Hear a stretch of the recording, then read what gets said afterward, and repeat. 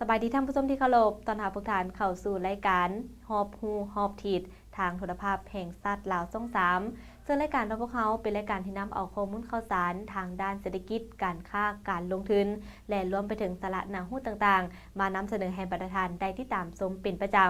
และในมื้อนี้ทางรายการของพวกเขาก็จะนำเสนอเกี่ยวกับกิจกรรมในการเฉลิมฉลองบุญปีใหม่ลาวโดยเฉพาะแล้วก็แม่นอยู่ที่แขวงหลวงพระบางซึ่งจะมีกิจกรรมอันใดในนั้นเอาเป็นว่าตอนนี้เชิญท่านติดตามชม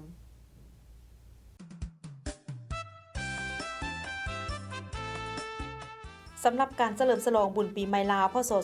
2562ที่แขวงหลวงพระบางก็มีหลายกิจกรรมที่มีขึ้นในระยะของการเฉลิมฉลองบุญปีใหม่ลาวนี้บุญปีใหม่ลาวพ.ศ. 2562ที่ได้หมุนเวียนมาบรรจบครบรอบอีกวาระหนึ่งซึ่งในนามเมืองเอกเมืองแห่งการท่องเที่ยวก็ได้มีการก้าเกียมหลายกิจกรรมเพื่อเป็นการส่งเสริมและดึงดูดเอานักท่องเที่ยวโดยการหมุนไส้กิจกรรมที่ติดพันกับฮีตของประเพณีเป็นเวลา10วันในระหว่างวันที่11ถึงวันที่20เมษายน2019โดยกิจกรรมทางแขวงหลวงพระบางแม่นมีกิจกรรมเพื่อเป็นการต้อนรับบุญปีใหม่ลาวพ.ศ. 2562มีดังนี้วันที่11ถึงวันที่12ตอนค่ำเวลา 19 โมงหาเวลา 13 โมงแม่นงานประกวดนางสังขารอยู่ที่เดินทัดหลวงส่วนวันที่14เมษายนเป็นพิธีแห่สร้างเลี้ยงเกยจากเดินทัดหลวงหาวัดใหม่สุวรรณภูมิมารามและวัดเสียงทองเที่ยวส้มแหล่งท่องเที่ยวที่สำคัญของแขวงหลวงพระบางวันที่14มื้อสังขารหลวงโลลาดแบบมวลชนแต่3แยกแผนกโยธาธิการและขนส่งของแขวงชมการแสดงผลิตภัณฑ์สินค้าภายในและต่างประเทศมีพิธีอาราธนาอ่างเซินพระพุทธรูปลงหดสงอยู่ตามวัดแห่งต่างๆภายในนครหลวงพระบางส่วนตอนบ่ายมีพิธี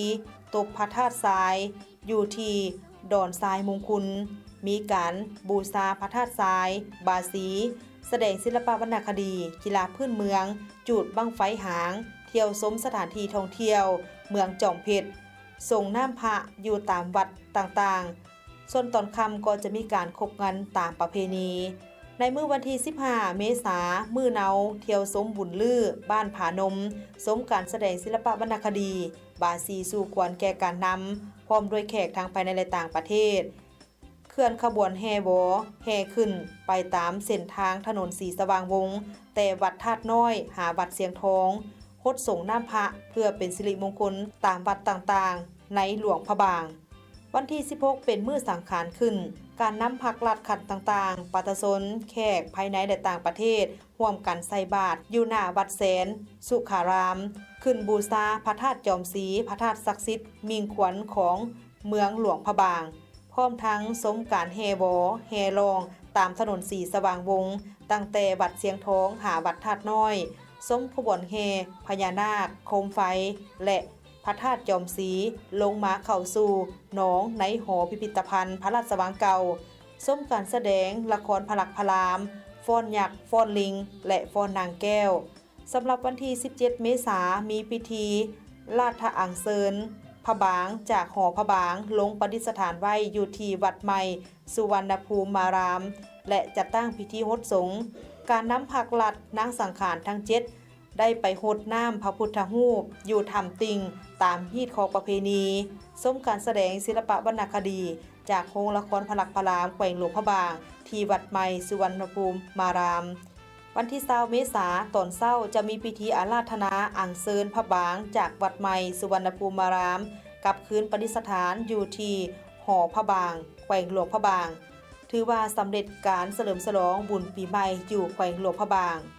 สำหรับด้านการบริการท่องเที่ยวเป็นต้นแมนโรงแรมร้านอาหารอยู่หลวงพระบางแมนมีความพร้อมเพียงสำหรับการรองรับนักท่องเที่ยวทางภายในและต่างประเทศโดยมีจำนวนโรงแรมทั้งหมดแมน90แห่งเรือนพัก373แห่งและร้านอาหาร300แห่งโรงแรมและร้านอาหารมีจำนวนที่เพิ่มขึ้นนับตั้งแต่ปี2018เพื่อเป็นการรองรับการเปิดปีท่องเที่ยวลาวและสืบต่อรองรับนักท่องเที่ยวที่จะเดินทางมาท่องเที่ยวในลาวก็คือการท่องเที่ยวลาวจีนในปี 2019 นี้